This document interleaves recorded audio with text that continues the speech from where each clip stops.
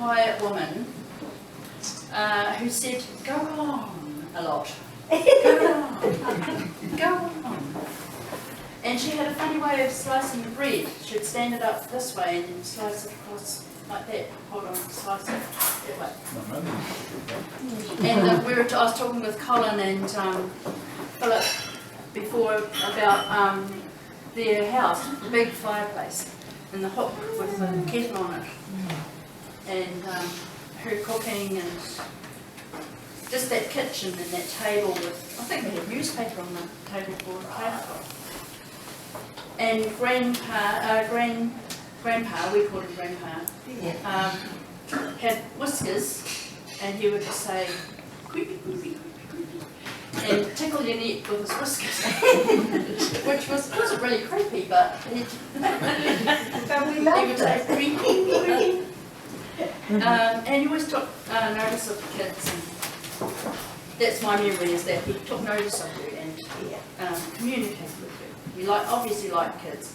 And he would give us the bottom of the fruitcake, the baking paper that is in the tin when the fruitcake's being baked. He would give you a little bit of that to chew on. We thought that was great. It's like chewing gum. And you'd end up with a little bit of dry paper at the end, just take it out. There's very vague memories of them, but somehow they remain, and somehow the character and the personality of those people gets passed on, even though you didn't really know them that well, and I was really young. And some of my family don't remember them at all.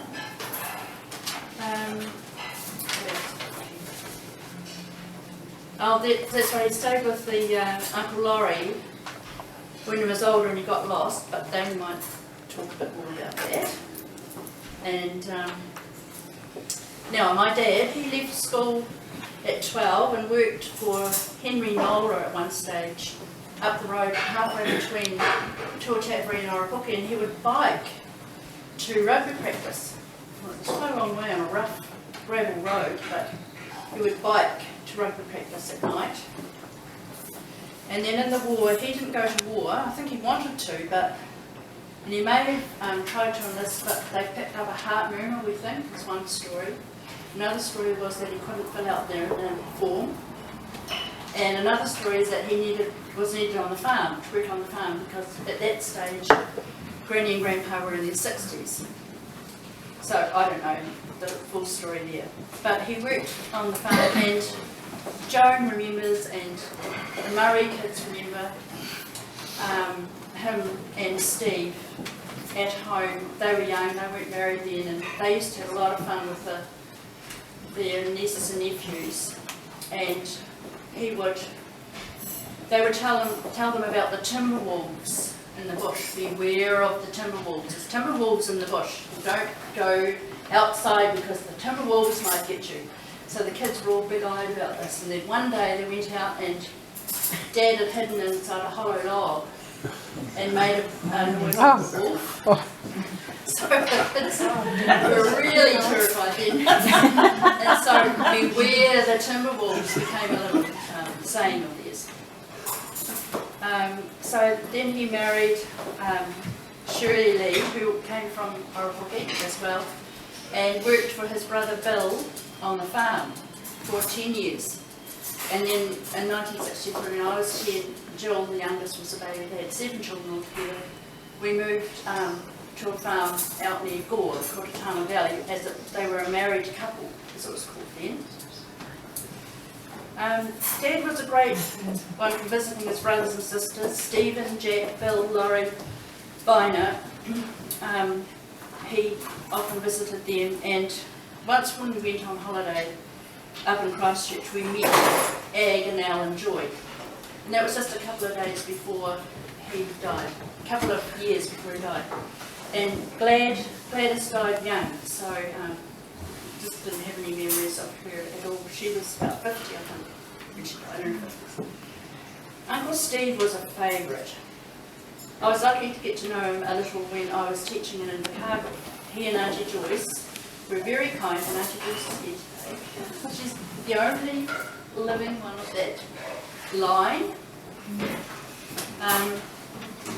was very kind to me, and they had a gathering at their house after our wedding. Oh, it's my wedding. And yeah, and I got dressed into my wedding frock at Auntie Joyce's. Auntie Joyce was very kind. And Uncle Steve managed to get me to vote for social credit that year.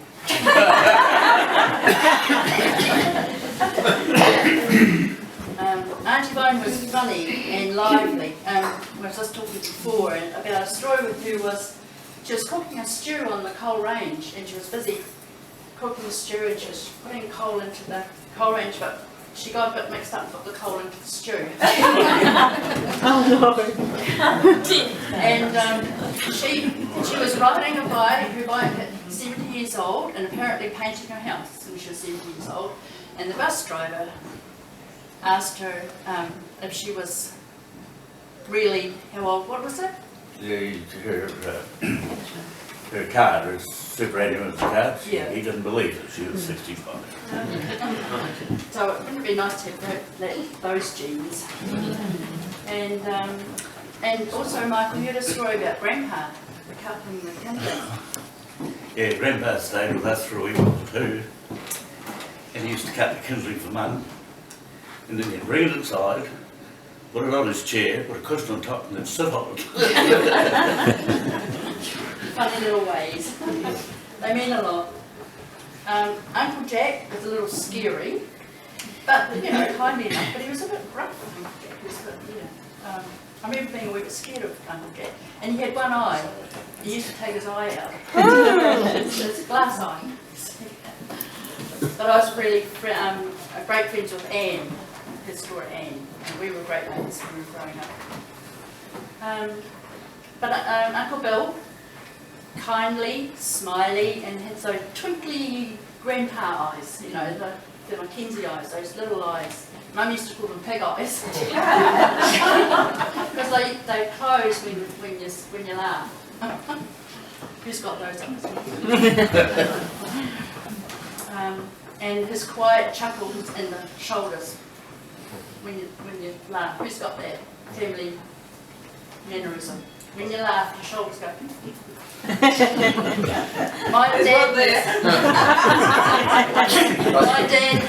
and Uncle Bill had it, and some of our brothers got it, my sisters got it, and yeah, the shoulders go up and down when you laugh. And another one, McKenzie mannerism is this. Standing like this. Jeanette, I've noticed today. Phil, Robert, Roger. Yes. Be a few more, I bet. Got that. A lot of Mackenzies have that quiet chuckle, the shoulder shrugging, hands over the chest. And then just to finish off, Billy McKenzie, a lot of people in Orepuki, like locals, remembered him. He was quite a character. They used to call him Black Billy because he was quite dark complexion, dark hair, and when he was young. And he would go down to the library every week and come back with a bag of books. He was a great reader. And apparently, in order to know which book he'd read, he'd mark one of the pages with blue rattle, sheep rattle, so that if he picked a book up, he'd go to page 60-something and see if there's blue rattle on it, then he had read it before. So he'd get that book out again. And very quiet, but come a rugby match, and he was on the sideline barracking for the local team, and that's when his true colours came out, and everyone was really surprised because this very quiet man suddenly became an animal one. And him and I think Mary Simpson, who lived in this house, were often on the opposite sides. Is that right? Do you know that story? And she used to try and trip people up with a walking stick on the opposite team. So, Joan, would you like to? I think I'll just stay. No, go ahead. Do you think I should try? Yeah, go ahead. I'll step aside, keep you company. Whoops. I'll get up. No, No, you don't need to. Through. Thank you. Yes, well, I'm Joan Cole. I'm the daughter of Ida McKenzie. I'd like to share with you some of my memories I'm pretty like you. I know, you get a bit tearful. Can you hear down there? Yep. Good. Yeah, mainly my granny and my grandpa. The story of my grandmother, Lavinia Rose McKenzie, and her husband, my grandfather, William McKenzie. After World War I finished, the returning troops brought the Spanish influenza virus home with them in 1919. In many cases, the virus proved fatal. Orepuki was not spared from the Spanish flu, and many local people fell ill. Although Lavinia had a large family, and she daily visited her ill neighbours' families to nurse them. It is interesting to note that one of Lavinia's family did not contract this dreadful disease. Yes. And that one, Auntie Elle recovered. So Auntie Elle had the... Yes, she did, yeah. Although she had no formal training, Lavinia practiced as the district midwife for many years.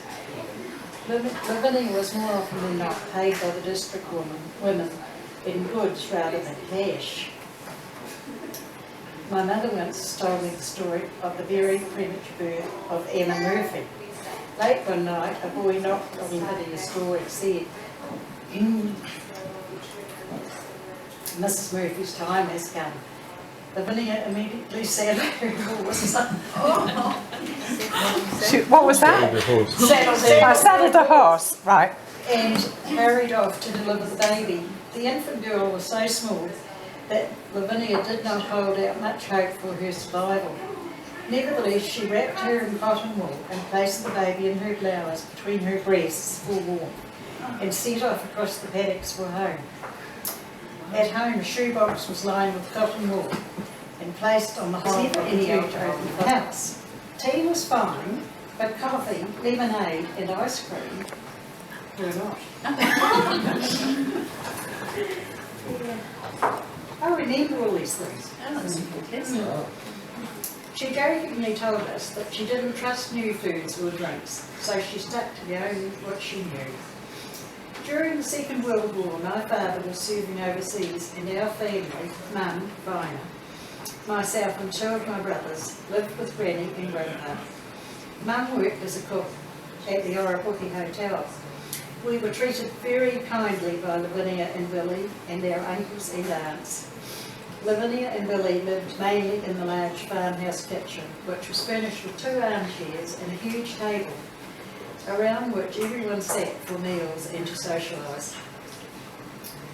The dishes were kept in a large sideboard, and I remember the jam dishes in the bowls were glass with beautiful ruby red scalloped edges. We didn't have anything at home like that. Yeah. Lavinia's cooking was done over a huge fireplace with iron bath in which the black pots and the big black kettle were hung. All the household water was heated in the kettle. She was a great cook. Roasts, scones, cakes, pikelets, pickles, no bothered her at all. I remember her making the most delicious omelettes. Although Billy bought her one of the first electric ranges available in the area, she still used the open fire for a lot of her cooking. There was a lounge room complete with an open fireplace and furnished with a big table and chairs, a piano and a modest cane suite. This room was mainly used when the shearers were in for meals. The 5-bedroom house had wooden scrubbed floors, with not varnished or anything like that. They were just wooden, and they used to be scrubbed. And there was mats around.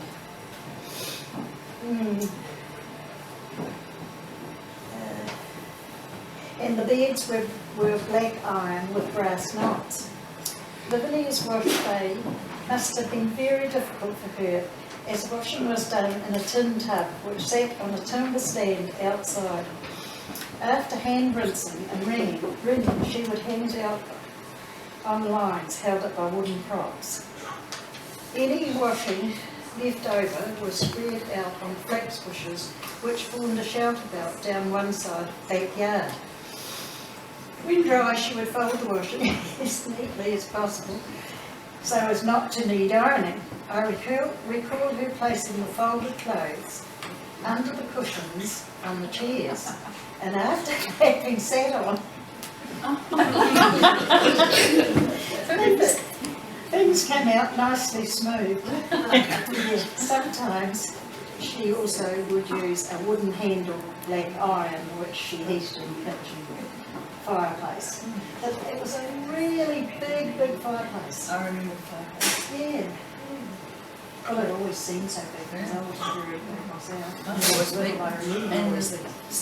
the little soldiers up the back on the ash, the sparks to make the soldier lights. What they do. Oh, really? Well, that must be something I didn't know then.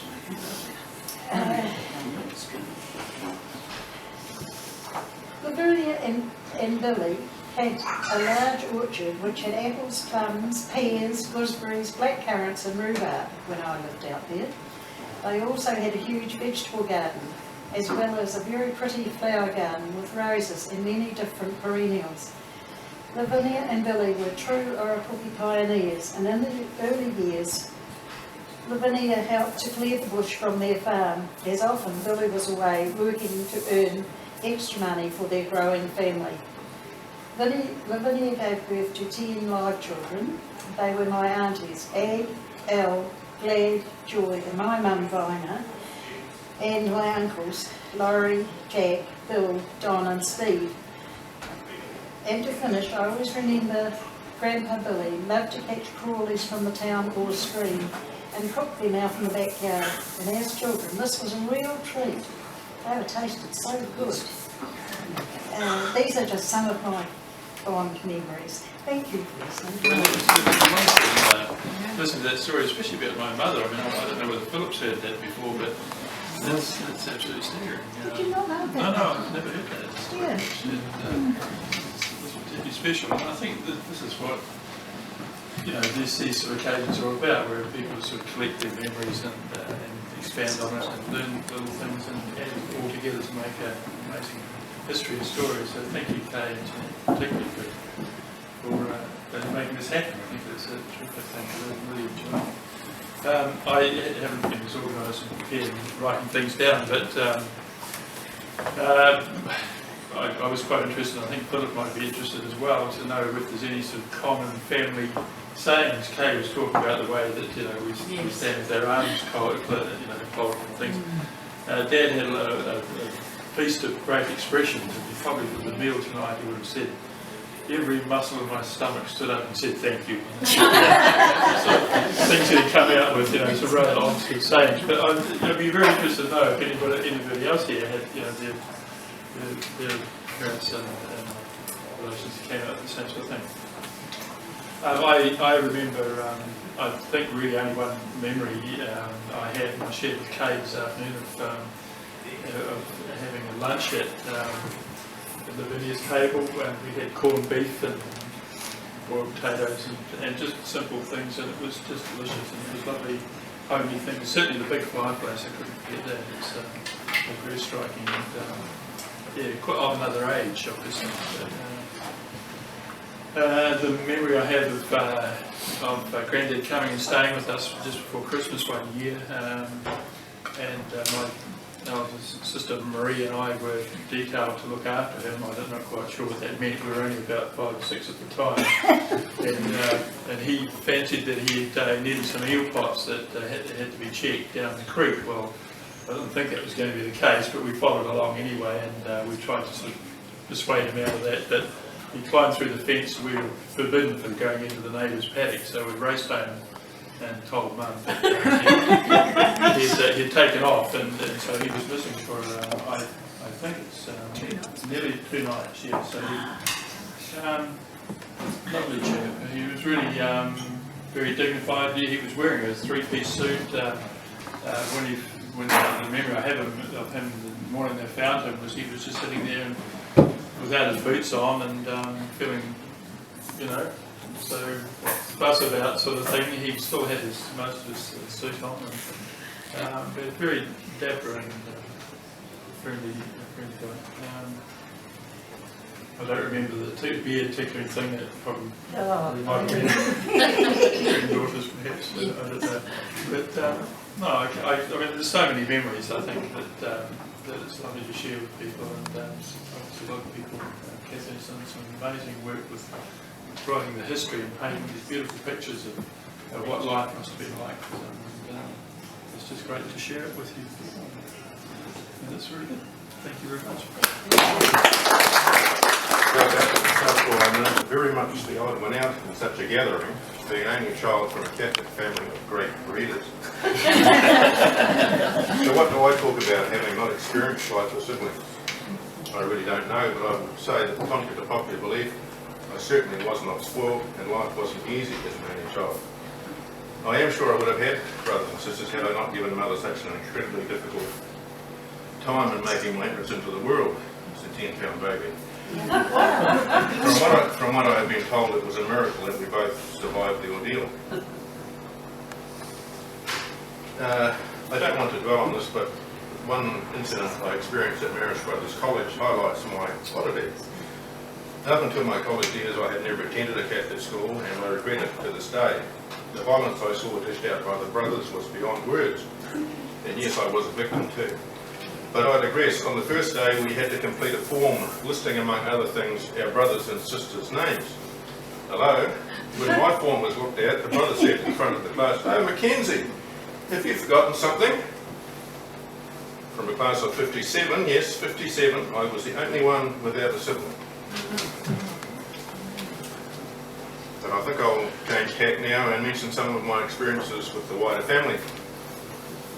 Frequently around New Year, we used to pitch a tent and camp in Uncle Bill and Auntie Rita's front lawn. They were good times, playing and exploring a much bigger backyard than I had been used to. I remember going catching crawlies, and my mother used to ask John, "What part do you cook?" "Just the tails." Of course, he was asked that question a lot, but that never seemed to faze him. I remember one year we decided to pitch our tent at the Orepuki camping ground as we thought it might be too much for Auntie Rita to impose herself on the ever-increasing family. At the camping ground, the only other campers were two middle-aged males who were the most evil-looking guys we'd ever seen. Mum thought they might cut our throats in our sleep, so we went up the road to our usual warm welcome at Bill and Rita's. About an hour later, Dad and I were pitching the tent, and the two guys went flying past in their car, staring at us. We never did tell Mother. Moving right along with another little story. One of Bill and Rita's boys, who shall remain nameless, used to have a lock-knit comforter which he never let out of his sight. One Sunday morning, in the rush to get to Mass, he obviously couldn't find it. Later, when Mass started, he pulled a good replacement out of his pocket. A pair of Auntie Rita's pants. Yes, they were good days with plenty of laughs. I want to share a bit about Dad now. He was the youngest of 10 and was born when Ma was 48. Thus he had nephews and nieces when he was only probably 2 or 3. Before his wife. No, I thought it was, but checking back it wasn't. Okay. He was a man with many talents, a deep thinker, and he could turn his hand to pretty much anything. He served in the Navy in World War II on the HMS NZS Achilles and Leander, which was torpedoed by the Japs in the Solomon Islands in July 1943, with a loss of 26 lives. Dad was only 21, so at a fairly young age he experienced the horrific sight of seeing good mates decapitated and killed. That had a huge effect on him. He became a chronic insomniac, getting by on 2 or 3 hours sleep a night at most, but never slept after 3 a.m, which was the time that the Leander was torpedoed. But he never complained and was always cheerful. When he got off the work bus, he could be heard whistling right down the street. In spite of Dad's battle with tiredness, he was a very good interval bowler and represented himself, as told earlier in the story. Might you have a snap of your own son in here? How is Dave? And Dave was my maternal grandfather. How is Dave? Could browse with him for the turn of my natural life. Love to all your loving Dad. And there was a cutting from the newspaper when he was this one of the oldest to fly. Jolliest passenger by a recent Melbourne-bound Skymaster was 83-year-old Van Dyke Bed Mr. W. McKenzie of Orepuki, Southland, says the Christchurch Press. "No, this is my maiden flight," said Mr. McKenzie when asked if he had flown before. Then he roared with laughter, his sun-tanned face crinkling to betray his farming origin. He was heading for Hobart and Launceston, he said, where he would stay with friends for a month's holiday. His main purpose? To lock up old schoolmates, if there are any left. With another breezy laugh, he explained that he had spent his school days at Fingal there. Several octogenarians have travelled on the Skymaster since they began their Melbourne Christchurch service. Mr. McKenzie is believed to be the second oldest. And just a sad footnote to that, Granddad's brother passed away while Granddad was travelling to Tasmania, and he arrived to see him only in his coffin, as I'm told. And the last one was dated the 24th of October 1956. "Dear son, I am writing to let you know about a young sheepdog of good promise that Laurie's man Ambrose has to dispose of, a gift from some friend, and he would rather fondle the fiver than the dog.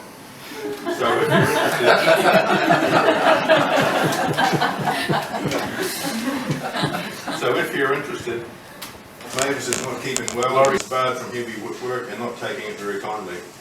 Ross is in the paper mill at the Tower. He greatly enjoyed the military adventure. Joan has a wee girl, calling her. Your mother put too much salt in her spuds and Mum's paid for it already. And going back to the food and the cabbage, every Wednesday they had corned beef and cabbage, and she used to put a pot of cabbage on, boil it down, put another lot of cabbage on top, boil that down, and then put another lot of cabbage on top and boil that down, and that was the only way my father liked his cabbage. What else? I think they were very spoilt, the boys in the family, McKenzie family, because I think I recall Dad saying that one day they wanted some wood for a farrowing pen for the sow, so they took one of the house doors away to make a farrowing pen for the sow. But I don't really remember the house much at all because it was a shearing shed when I remember it. But they turned it into, some of it into a pigsty, but he'd never turned the front room. He wasn't able to turn the front room into a pigsty because his mother always had that nice and he had memories of the front room. Yeah. Years after, he took the boards off the front room and built me a wooden fence around the garden because that's what his mother always wanted, was a wooden fence, so he thought there was a wee bit. She loved the farm so much she could pet it, was the saying he always said. And she got this guy in to stump her lawn because she wanted the lawn, and apparently she had the first lawn in Orepuki, but the guy she got to stump the lawn used to light the fuses to the dynamite, and then he used to pick up his tools, and she couldn't handle that, so she blew the stumps out of the lawn herself. So she could have a lawn, and then she cut it with scissors because she didn't have a lawnmower, and she was the first one in Orepuki to have a lawn.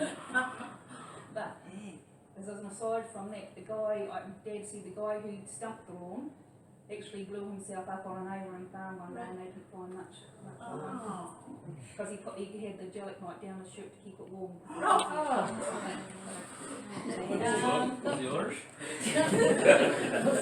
That reminds me of another story my father told about two Irish brothers that lived next door, and one brother complained because his other brother borrowed a rifle, and it was a good rifle, but his brother would shoot long with it and he strained it. And my father always had sayings. One of them was, "Least said, soonest mended," was what he was always quoting to me. And the better you eat, the better you're paid, was another one. And when he went to bed at night, he used to pray for all his children, and his one for me was, "Please give Jenny patience." Jenny. Jenny called me because Uncle Don was a pet ferret called Jenny. And I always said that determination gets you further than patience ever did, but there you go. Something really worked. What else? There's other things I was thinking of. I don't really remember Auntie Al and Ag and Joy much, but Dad used to go up and stay with them and then come home and say how he was treated like a king when he went to visit his sisters and how much he loved doing it, and he went every year. And then we went to Auntie Myra's one time when the other two came down, but they got on the whiskey and they had such a good time they all forgot to take their heart pills. Auntie Vina, I have very fond memories of Auntie Vina. She was a hard case, so I really liked her. She was very sprightly, and I can remember we were going to a wedding, I think it was, and she was 65 at the time or something, and I was looking at her and she says, and I don't dye my hair either. So she was this little dark hair. And going back to the food and how McKenzie's like food, we were talking about it over there, and I remember at the closing of the Orepuki church there were 3 generations of McKenzies and the first 5 up to get the meal. I can't really think of too much more. What about the hair? Mackenzies have good hair. Oh, do they? Yeah, that's what your dad said, wasn't it? That Mackenzies have good hair. There's never been so McKenzie. And yes, they do. And Reed Charm, he says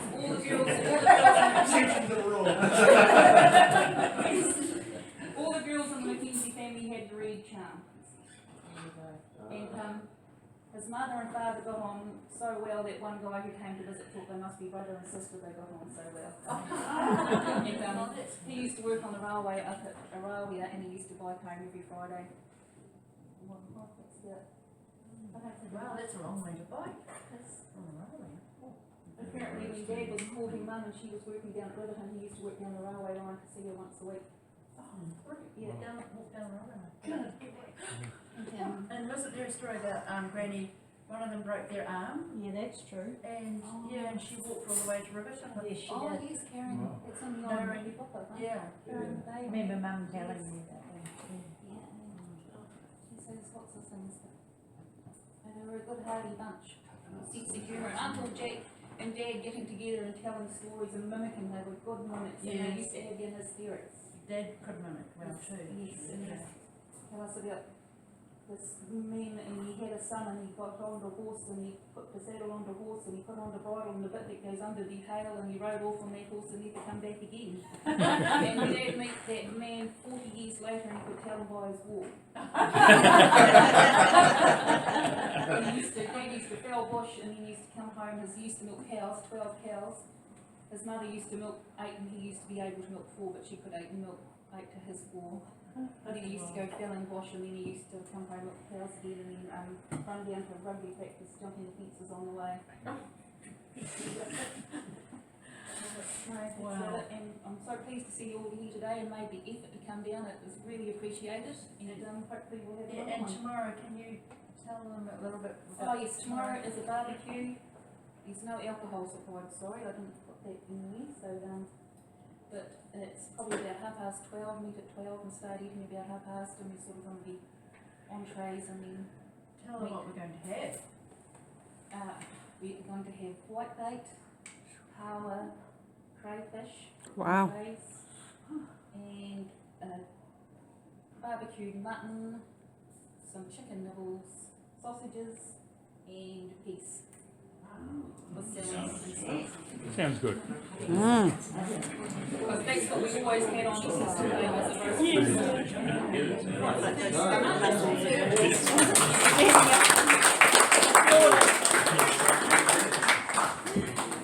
I just want to say, I can remember Dad talking about his grandmother, who's Michael and Agnes, and she had an Irish accent.